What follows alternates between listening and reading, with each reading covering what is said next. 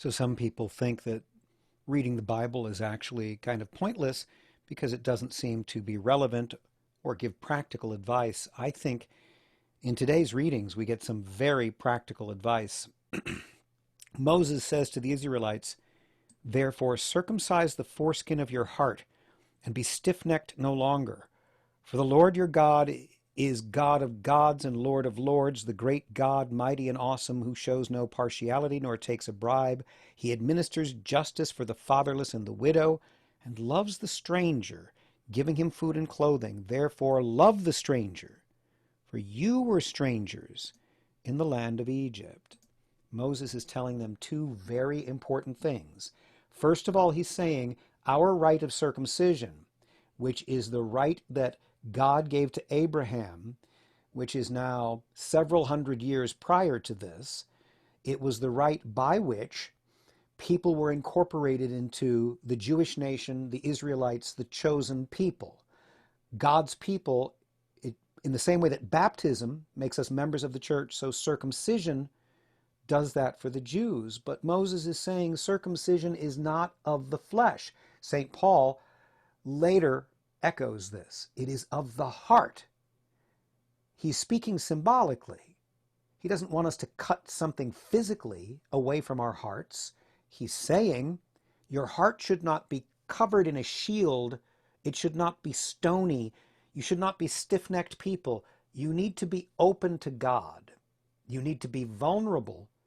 You need to be less belligerent and angry. You need to be softened. Circumcision creates a wound in a vital place for men.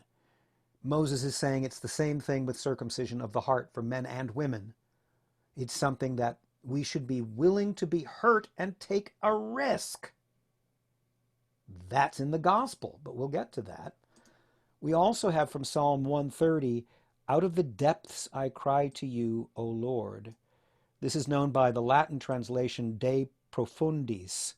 From the depths I cry to the Lord.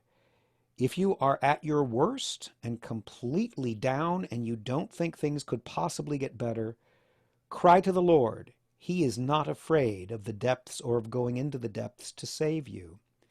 We have this from Sirach, Ecclesiasticus. "Respect your friends. Keep faith with them. If you do betray a friend's confidence, you may as well forget you have a friend. You have killed that friendship just as surely as if you had taken a weapon and killed an enemy. Your friend is gone. You can no more get him back than you can get a bird to come back to your hand once you let it go.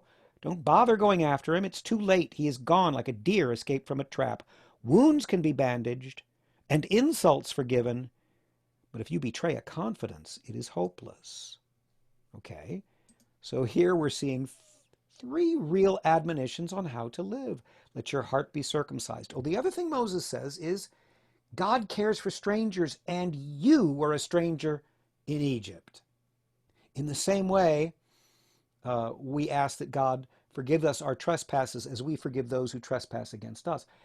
The more we're aware of our vulnerable position, the more we can be compassionate towards others. If, like the Pharisees, you think you're not a sinner and you're above it all and you've maintained holiness, you've attained holiness, you're not going to have any compassion or concern for the rest of humanity. And you're going to be very difficult to put up with. These are all very practical bits of advice. Call to God from the depths. Remember you're a sinner and a stranger. Be vulnerable, have your heart circumcised.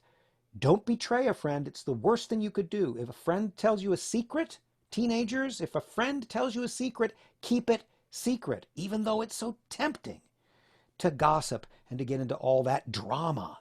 Don't get into the drama. You'll only end up hurting your friend and losing your friend. But then Paul gives us a piece of advice, which is this. This is all practical advice today. Whatever you do, work at it with all your heart, as working for the Lord, not for human masters, since you know that you will receive an inheritance from the Lord as a reward. It is the Lord Christ you are serving. Whatever you do, do it for God. I pour everything I have into everything I do, and sometimes I get stuck because sometimes I'll take a job, a theater job, or some other sort of thing that I've accepted to work creatively, and they're not really paying much. And I end up putting in far more work than I should put in based on the recompense I'm getting.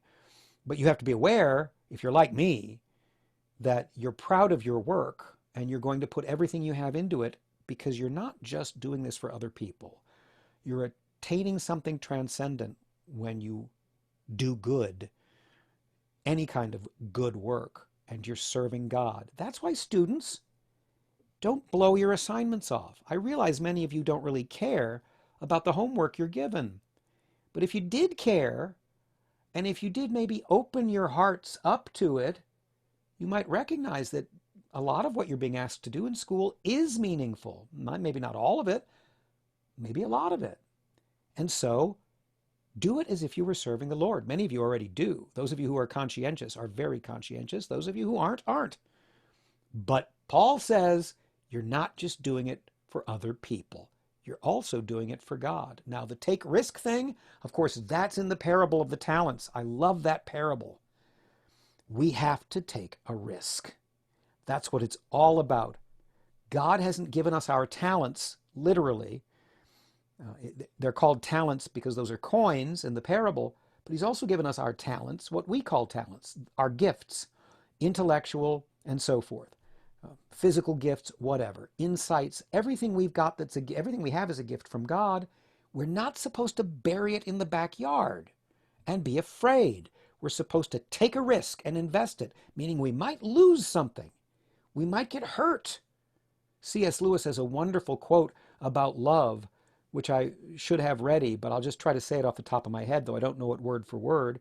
He says, if you don't want to get hurt in this world, then don't love anything, not even an animal.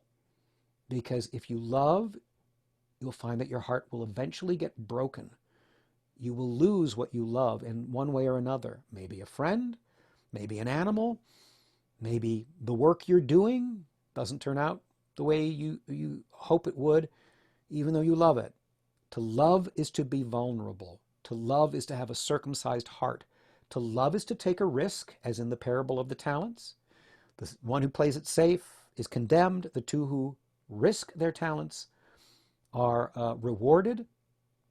And if you love, you do the best work you can, as Paul advises us.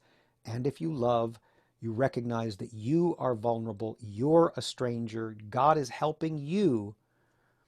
And so you need to help others. And if you love, you honor friendship, which is rare these days, actually. It's hard to find a good friend. So you be one first. And then maybe you'll find other friends who will be good to you. Everything ties together today.